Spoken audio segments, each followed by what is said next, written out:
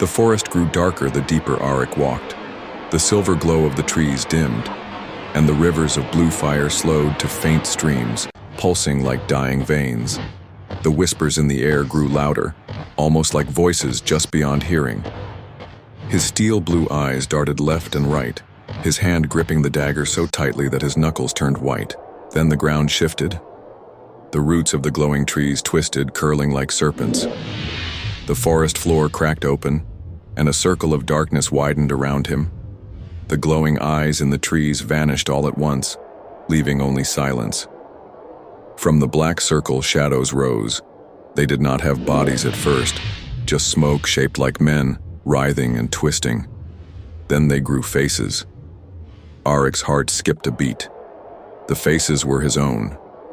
Dozens of shadow Arics surrounded him, each with steel blue eyes burning like fire. Their torn cloaks fluttered in an unseen wind. They carried no weapons, yet their hands dripped black liquid that hissed as it touched the ground. One shadow stepped closer. Its face smirked in a way Aric never had. "You are not worthy," it hissed in his own voice. "You are only a boy pretending to be a king." Aric's chest tightened, his grip on the dagger faltered. The other shadows whispered in unison, "Pretender, weak, unworthy." The boy shook his head, forcing breath into his lungs. "I am Aric, son of Aldrich, heir to Eldoria." His voice trembled, but he raised the dagger, "And I will not turn back." The shadows lunged. They struck with claws of smoke and black fire. Aric rolled aside, slashing with his dagger. Sparks flew as the blade cut through one shadow, splitting it apart in a puff of ash. But more closed in. Their blows hit him like cold steel, knocking him to his knees. He gasped as one claw scraped across his shoulder, leaving a freezing burn. He staggered to his feet, swinging wildly, cutting down another shadow. But for every one that fell, two more rose from the ground. Their whispers grew louder, drilling into his mind, trying to break him from within. "You will fail. You are nothing." Aric's steel blue eyes burned. He clenched his dagger with both hands, his voice breaking into a cry.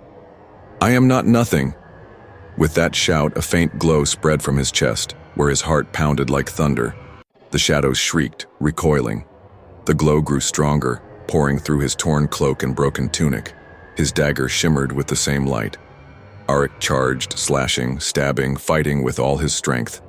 Each strike burned the shadows into ash.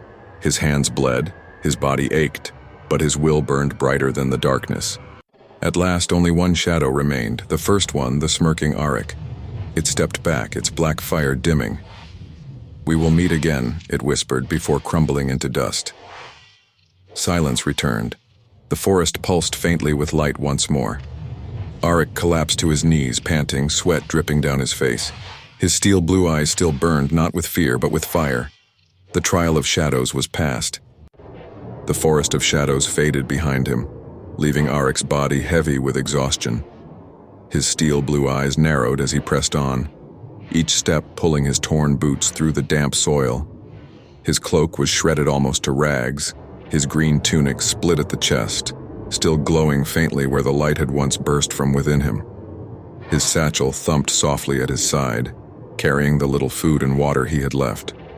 As his foot touched the first plank, the whispers began. They floated from the abyss below, soft at first, like the rustle of leaves.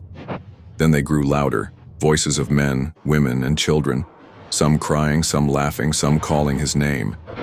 He froze, his dagger clutched in a white-knuckled grip. "Aric," one voice whispered, like his mother's. "You will fall," hissed another, deep and cruel. "You are not ready," echoed a third. The boy shut his eyes, shaking his head, but the voices pressed on, filling his mind with doubt. His boots trembled on the planks, the bridge swaying beneath him. Step by step, he walked. His pale face was tense with fear, sweat dripping down his neck. His messy dark hair stuck to his forehead. His green tunic flapped in the wind, his brown cloak nearly torn away. The satchel swung dangerously with each step. His steel blue eyes flicked from one broken plank to the next, searching for safety. Halfway across, the wind grew stronger, the whispers louder. The ropes groaned and one plank snapped under his boot. Aric gasped, clinging desperately to the ropes as the bridge swung violently. Below him, the fog churned as if something moved within it. He looked down. Shapes writhed in the mist, black hands stretching upward, trying to grab him. "No!" he shouted, his voice breaking.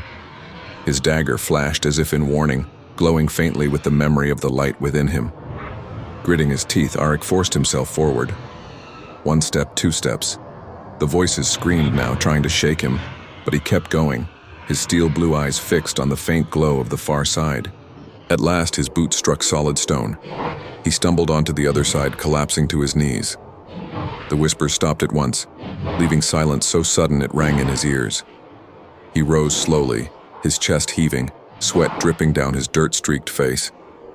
His dagger still glowed faintly, his steel blue eyes fierce despite his trembling body. The bridge of whispers was crossed. Aric stood on the far side of the abyss, his chest rising and falling in ragged breaths. His steel blue eyes stared ahead at a narrow stone passageway carved deep into the cliffside. His hand gripped his dagger tightly, though his arm trembled with exhaustion. His green tunic was torn and stained with mud and blood, his brown cloak shredded, barely hanging from his shoulders. His dark hair clung to his pale, sweat-soaked face, and his satchel sagged heavy at his side. Still, he walked forward. The stone passage grew darker the deeper he went. The sound of dripping water echoed against the walls, and the air grew colder with every step. Soon, the tunnel opened into a vast chamber. Aric froze. Before him rose a great circular hall, its ceiling lost in shadow. At the very center stood a pedestal of black stone. Upon it rested a sword, the sacred sword of Eldoria.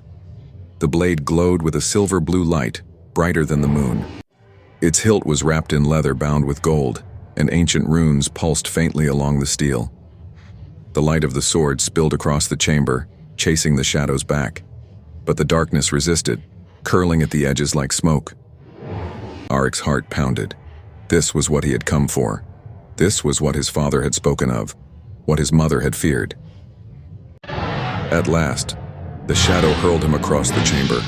He crashed to the ground, coughing, his dagger skidding away. Pain shot through his ribs.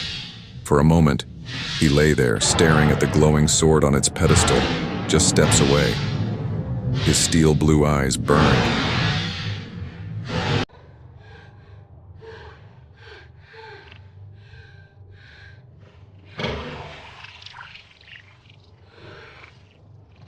With the last of his strength, Aric rose, his boots dragging across the stone. The guardian loomed, fire swirling, ready to strike the final blow. But Aric leapt, not at the creature but at the pedestal. His hand closed around the sacred sword. The chamber exploded with light. Silver blue fire burst from the blade, blasting through the darkness. The guardian screamed, its body tearing apart like smoke in the wind. The whispers vanished. The shadows fled. When the light faded, Aric stood in the center of the chamber, its clawed hand slamming toward him. Aric rolled aside. His pale face was streaked with dirt and whipping through the air, but his steel blue eyes blazed like stars, sparks flying as it struck the shadow. His green tunic was torn to rags. The creature roared, his cloak its gone, fiery body shaking. The glow of the sword bathed him in power. The battle raged. He lifted the blade, dodged, his slim figure leaping between cracks of stone as the guardian smashed pillars and scorched the floor. His satchel tore loose and fell away. But the true journey had only just begun. His dagger shone brighter with each strike, though the creature's strength seemed endless.